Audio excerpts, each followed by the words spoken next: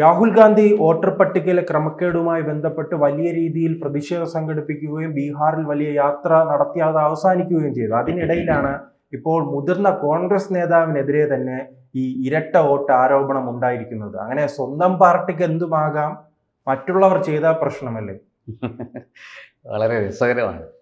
അതായത് ഈ തിരിഞ്ഞു കടിക്കുക എന്ന് പറയുന്ന ഒരു പ്രതിഭാസമാണ് ഇപ്പോൾ സംഭവിച്ചിരിക്കുന്നത്. ഈ വോട്ടർ അധികാർ യാത്ര ബീഹാറിൽ സംഘടിപ്പിച്ചത് കോൺഗ്രസ് ആണ്. അതിൻ്റെ മുഖ്യ സംഘാടകനായിരുന്നത് പവൻ ഖേരയാണ്. പവൻ ഖേര കോൺഗ്രസിൻ്റെ വക്താവാണ്, നമുക്കറിയാം. അദ്ദേഹം ഈ ചാനൽ ഡിബേറ്റുകളിലൊക്കെ പങ്കെടുക്കുന്ന ആളാണ്. കോൺഗ്രസ്സിന് വേണ്ടി അരയും തലയും മുറുക്കി രംഗത്തിറങ്ങി പയറ്റ് നടത്തുന്ന ആളാണ്.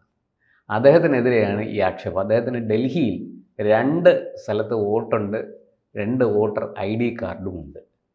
ഇതാണ് വിഷയം.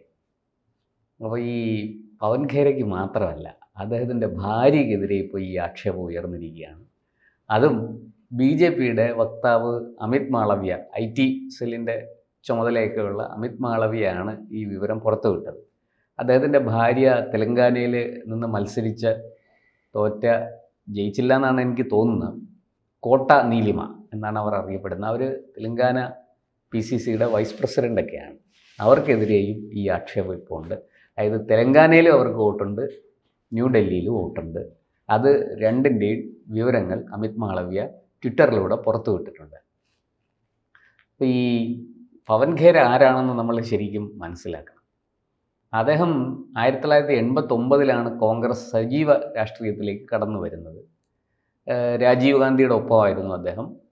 91 അദ്ദേഹം രാജീവ് ഗാന്ധി കൊല്ലപ്പെട്ടപ്പോൾ അദ്ദേഹം പുറത്തുപോയി, പാർട്ടി വിട്ടു.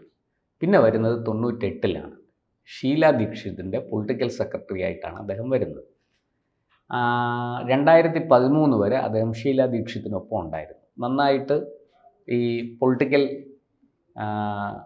തന്ത്രങ്ങൾ, രാഷ്ട്രീയ തന്ത്രങ്ങൾ മെനയാൻ നന്നായിട്ട് അറിയുന്ന ആളാണ്. ഷീല ദീക്ഷിതിന് വേണ്ടി ഒരുപാട് പണിയെടുക്കുകയും ചെയ്തു. കാരണം തുടർച്ചയായി 15 വർഷം ഉണ്ടായിരുന്നു.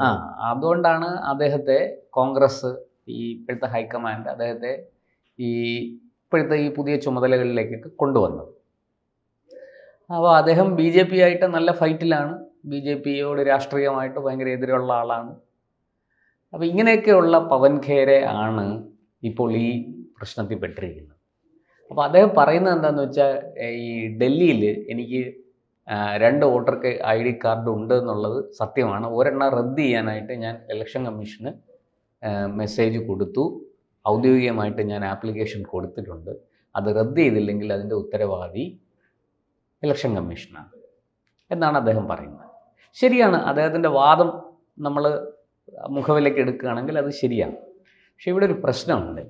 ഇലക്ഷൻ കമ്മീഷൻ അല്ല ഈ ജോലിയൊക്കെ ചെയ്യുന്നത്. ഇലക്ഷൻ കമ്മീഷൻ അതത് സർക്കാരുകൾക്ക്, ഏത് സംസ്ഥാനത്താണോ ഇലക്ഷൻ കമ്മീഷന് ഇതുപോലെയുള്ള കാര്യങ്ങൾ പ്രിപ്പയർ ചെയ്യേണ്ടി വരുന്നത്, അവിടുത്തെ റവന്യൂ ഉദ്യോഗസ്ഥരെയും അധ്യാപകരെയും ഒക്കെയാണ് അവർ ഉപയോഗിക്കുന്നത്.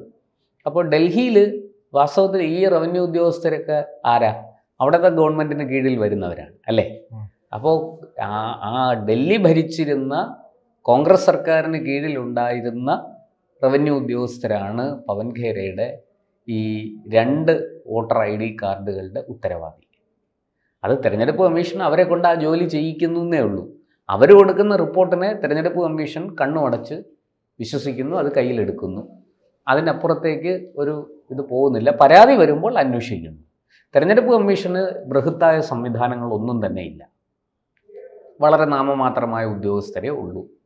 അത് ചീഫ് ഇലക്ഷൻ കമ്മീഷൻ്റെ ഓഫീസിലാണെങ്കിലും സ്റ്റേറ്റ് ഇലക്ഷൻ കമ്മീഷൻ്റെ ഓഫീസിലാണെങ്കിലും അങ്ങനെയാണ്. റവന്യൂ ഉദ്യോഗസ്ഥരെയും സിവിൽ സർവീസ് നേടി വരുന്നവരെയുമാണ് ഈ രംഗത്തൊക്കെ ഉപയോഗിക്കുന്നത്. അപ്പോൾ തിരഞ്ഞെടുപ്പ് കമ്മീഷൻ വളരെ കൃത്യമായിട്ട് IAS കിട്ടിയ ആരെങ്കിലും മാത്രമേ തിരഞ്ഞെടുപ്പ് കമ്മീഷനായിട്ട് വരികയുള്ളൂ. അപ്പോൾ അങ്ങനെ വരുന്ന ഉദ്യോഗസ്ഥർ അവരെ അതിന് താഴോട്ട്, അവരുടെ ചെറിയൊരു ഓഫീസ് പ്രവർത്തിക്കാൻ ആവശ്യമുള്ള ക്ലർക്ക്, അതിനുള്ള സംവിധാനം മാത്രമേ അവർക്ക് കാണുള്ളൂ. ബാക്കി തിരഞ്ഞെടുപ്പ് പ്രക്രിയ മുഴുവനും അവർ നിർവഹിക്കുന്നത് ഈ പറഞ്ഞതുപോലെ റവന്യൂ ഉദ്യോഗസ്ഥരെ കൊണ്ടാണ്. അപ്പോൾ പവൻ ഖേരയ്ക്ക് 2 തിരിച്ചറിയൽ കാർഡ് ഉണ്ടെങ്കിൽ അതിന് ഉത്തരവാദി ഡൽഹിയിലെ റവന്യൂ ഉദ്യോഗസ്ഥരാണ്. പവൻ ഖേരയുടെ ഭാര്യയ്ക്ക് തെലങ്കാനയിലും ഡൽഹിയിലും വോട്ടുണ്ടെങ്കിൽ അതിന് ഉത്തരവാദി ഡൽഹിയിലെയും തെലങ്കാനയിലെയും റവന്യൂ ഉദ്യോഗസ്ഥരാണ്. ഇപ്പോൾ ഒരു സംസ്ഥാനത്ത് വോട്ടുള്ള ആളിന് വേറൊരു സംസ്ഥാനത്തിൽ വോട്ടുണ്ടാവുക എന്ന് പറയുന്നത് ശരിക്കും അത് ഗുരുതരമായൊരു ക്രമക്കേട് തന്നെയാണ്, ഒരു സംശയവുമില്ല. ഉദ്യോഗസ്ഥർ അതിന് മറുപടി പറയേണ്ടതാണ്. ഇവിടെ എന്താ സംഭവിക്കണമെന്ന് വെച്ചാൽ നമുക്ക് മനസ്സിലാക്കാം. ഇപ്പം തെലങ്കാനയിലുണ്ടായിരുന്ന ആളിനെ വിവാഹം ചെയ്ത് ഡൽഹിയിലേക്ക് കൊണ്ടുവന്നു. അപ്പോൾ സ്വാഭാവികമായിട്ടും അവർ ഭർത്താവിനൊപ്പം ഡൽഹിയിൽ താമസിക്കുന്ന ആളാണെങ്കിൽ ഡൽഹിയിലും അവർ തിരഞ്ഞെടുപ്പ് വരുമ്പോൾ വോട്ടിന് അപ്ലൈ ചെയ്യും. അപ്പോൾ അവർക്ക് അവിടെ ഈ അനുവാദം കിട്ടും, വോട്ട് ചെയ്യാനുള്ള അവസരം കിട്ടും. സ്വാഭാവികമായിട്ടും തെലങ്കാനയിലുള്ള ഇത് റദ്ദ് ചെയ്യണം എന്നുള്ള അപേക്ഷ ഇവർ കൊടുക്കും. ഇവർ അപേക്ഷ ഇവിടെ ഈ കോട്ടാ നീലിമ കൊടുത്തിട്ടുണ്ടോ ഇല്ലയോ എന്ന് നമുക്കറിയില്ല. അങ്ങനെ കൊടുത്തിട്ട് അതോടൊപ്പം തന്നെ നാം പരിശോധിക്കേണ്ടത് മറ്റൊരു കാര്യമുണ്ടല്ലോ, ഇ വി എമ്മിന്റെ പ്രശ്നമുണ്ടല്ലോ. കർണാടകയിലും തെലങ്കാനയിലും EVM-ന് പ്രശ്നമില്ല. അതുപോലെയാണ് തെലങ്കാനയിൽ, ഗുജറാത്തിലും മഹാരാഷ്ട്രയിലും ഒക്കെ പ്രശ്നമാണ്. അതാണ് തെലങ്കാനയിൽ വോട്ടർ പട്ടികയിൽ പ്രശ്നമില്ല. നിലവിൽ തെലങ്കാനയിൽ പ്രശ്നം ഇപ്പം വന്നല്ലോ. അമിത് മാളവിയ കോൺഗ്രസിന് പ്രശ്നമില്ല, പക്ഷേ പൊതുജനങ്ങൾക്ക് പ്രശ്നമുണ്ട്. കാരണം വോട്ടർ പട്ടികയിലെ ക്രമക്കേട് എവിടെ സംഭവിച്ചാലും അത് പ്രശ്നം തന്നെയാണ്. അപ്പോൾ ഞാൻ നേരത്തെ പറഞ്ഞു വന്ന കോട്ടാ നീലിമയ്ക്ക് തെലങ്കാനയിൽ വോട്ടുണ്ടെങ്കിൽ സ്വാഭാവികമായിട്ടും ഡൽഹിയിൽ വോട്ടുണ്ടാകാൻ പാടില്ല, ഡൽഹിയിൽ വോട്ടുണ്ടെങ്കിൽ ഇവിടെ പാടില്ല. ഈ രണ്ട് സ്ഥലത്തും വോട്ടവകാശം അവർക്ക് കൊടുത്തെങ്കിൽ അതിൻ്റെ ഉത്തരവാദി അതത് സംസ്ഥാനങ്ങളിലെ റവന്യൂ ഉദ്യോഗസ്ഥരാണ്. അവർ കൃത്യമായിട്ടും ഇതിനെതിരെ നടപടി സ്വീകരിക്കേണ്ടതായിരുന്നു. അതവർ ചെയ്തില്ല. ഇനി അവരത് ചെയ്തില്ല എന്ന് വെച്ച് കോട്ടാ നീലിമയ്ക്ക് അല്ലെങ്കിൽ പവൻ ഖേരയ്ക്ക് ഈ ഉത്തരവാദിത്വത്തിൽ നിന്ന് ഒഴിയാൻ പാടില്ല. എൻ്റെ വോട്ട് ഒരു വോട്ടേ എനിക്കുള്ളൂ, ഒരു വോട്ടർ ഐ ഡി കാർഡേ എനിക്കുള്ളൂ എന്ന് ഉറപ്പുവരുത്തേണ്ടത് പൗരൻ്റെ കടമയാണ്. പവൻ ഖേര അത് ചെയ്തിട്ടുണ്ടോ? അപ്പോൾ അദ്ദേഹം ഇപ്പം തെരഞ്ഞെടുപ്പ് കമ്മീഷൻ്റെ തലയ്ക്ക് കുറ്റമെല്ലാം വെച്ച് ഒഴിയാൻ ശ്രമിക്കുന്നെങ്കിൽ അദ്ദേഹത്തിനും ഇതിൽ പങ്കുണ്ട് എന്ന് പറയേണ്ടി വരും. നമുക്ക് തന്നെ ഇപ്പോൾ എനിക്ക് 2 വോട്ടർ ഐ ഡി കാർഡ് ഉണ്ടെന്നിരിക്കട്ടെ, നാളെ എനിക്കെതിരെ തെരഞ്ഞെടുപ്പ് കമ്മീഷന് കേസെടുക്കാം, പോലീസ് കേസാവും, ക്രിമിനൽ കുറ്റമാവും. അത് നമുക്കറിയാമല്ലോ. ഇവിടെ യൂത്ത് കോൺഗ്രസിൻ്റെ തെരഞ്ഞെടുപ്പിന് വ്യാജ ഐ ഡി കാർഡ്, അതായത് കോൺഗ്രസിൻ്റെ വ്യാജ ഐ ഡി കാർഡ് ഉണ്ടാക്കിയതിന് കേസെടുത്ത നാടാണ് നമ്മുടേത്, അല്ലേ? നിയമം എല്ലായിടത്തും ഒരുപോലെയല്ലേ? ഇന്ത്യൻ യൂണിയനിൽ മുഴുവനും കേരളത്തിനൊരു നിയമം, തമിഴ്നാട്ടിന് വേറൊരു നിയമം, അങ്ങനെ ഇല്ലല്ലോ. ഈ കാര്യത്തിൽ എല്ലാവർക്കും, എല്ലാ പൗരന്മാർക്കും തുല്യനീതി എന്നുള്ളത് ആണ് നമ്മുടെ ഭരണഘടന അനുശാസിക്കുന്നത്. അതുകൊണ്ട് തന്നെ എല്ലാവർക്കും നിയമം ഒരുപോലെയാണ്. ഇവിടെ പവൻ ഖേരയ്ക്ക് ഈ പറഞ്ഞതുപോലെ ന്യൂഡൽഹിയിൽ എനിക്ക് 2 വോട്ടർ ഐ ഡി കാർഡ് ഉണ്ടെങ്കിൽ അതിൻ്റെ ഉത്തരവാദി ഞാൻ, ഒരെണ്ണം റദ്ദ് ചെയ്യാൻ തെരഞ്ഞെടുപ്പ് കമ്മീഷൻ അപേക്ഷയൊക്കെ കൊടുത്തു, റദ്ദാക്കിയില്ലെങ്കിൽ കുറ്റം എൻ്റെതല്ല എന്ന് പറഞ്ഞ് ഒഴിയാൻ സാധിക്കില്ല. അങ്ങനെ റദ്ദാക്കപ്പെട്ടോ ഇല്ലയോ എന്ന് കൺഫേം ചെയ്യാനുള്ള, ഉറപ്പ് വരുത്താനുള്ള ചുമതല കൂടി ഒരു പൗരനുണ്ട്, പ്രത്യേകിച്ചും ഒരു രാഷ്ട്രീയ നേതാവായ ഒരു വ്യക്തിക്ക്. അദ്ദേഹത്തിന് അറിയാം ഇത് ഇന്നല്ലെങ്കിൽ നാളെ എനിക്ക് പ്രശ്നമായി വരും എന്ന് അദ്ദേഹത്തിന് അറിയാം. അപ്പോൾ സ്വാഭാവികമായിട്ടും രാഷ്ട്രീയ നേതാക്കളാണെങ്കിൽ വളരെ കൃത്യമായിട്ട് തൻ്റെ ആദ്യത്തെ കാർഡ് റദ്ദാക്കിയെന്ന് ഉറപ്പ് വരുത്തും. ഇതിപ്പോൾ ഉറപ്പ് വരുത്തിയിട്ടില്ല എന്ന് മാത്രമല്ല, ഇത് രണ്ടും പുറത്തു വന്നപ്പോൾ തൊടുന്യായങ്ങളൊക്കെ പറഞ്ഞ് അദ്ദേഹം ഒഴിയുകയാണ്. വാസ്തവത്തിൽ അദ്ദേഹത്തിന് തന്നെ അറിയാം 2 വോട്ടർ ഐ ഡി കാർഡ് ഉണ്ട് എന്ന് അദ്ദേഹത്തിന് അറിയാം.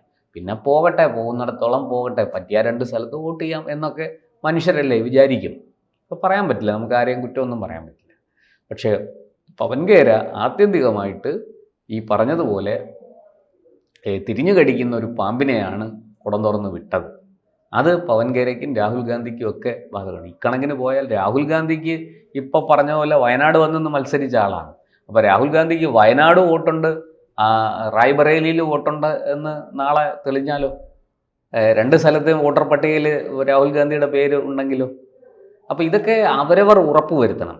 എൻ്റെ പേര് തിരഞ്ഞെടുപ്പ് പട്ടികയിൽ, വോട്ടർ പട്ടികയിൽ ഒരു സ്ഥലത്ത് മാത്രമേ ഉള്ളൂ എന്ന് ഉറപ്പ് വരുത്തേണ്ട ചുമതല എനിക്കുണ്ട്.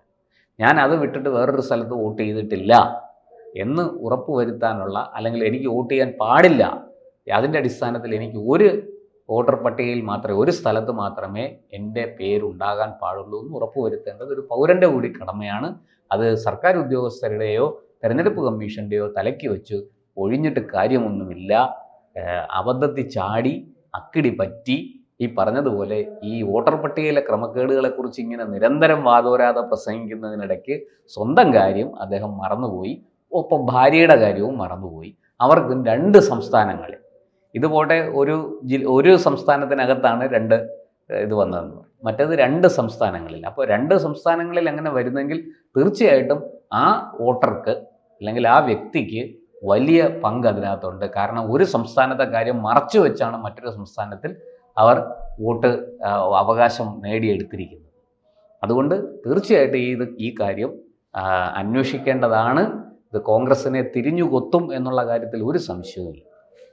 കൂടുതൽ വാർത്തകളും വിശേഷങ്ങളും നിങ്ങളിലേക്ക് എത്താൻ ABC മലയാളം സബ്സ്ക്രൈബ് ചെയ്യുക, ബെൽ ബട്ടണും അമർത്തുക.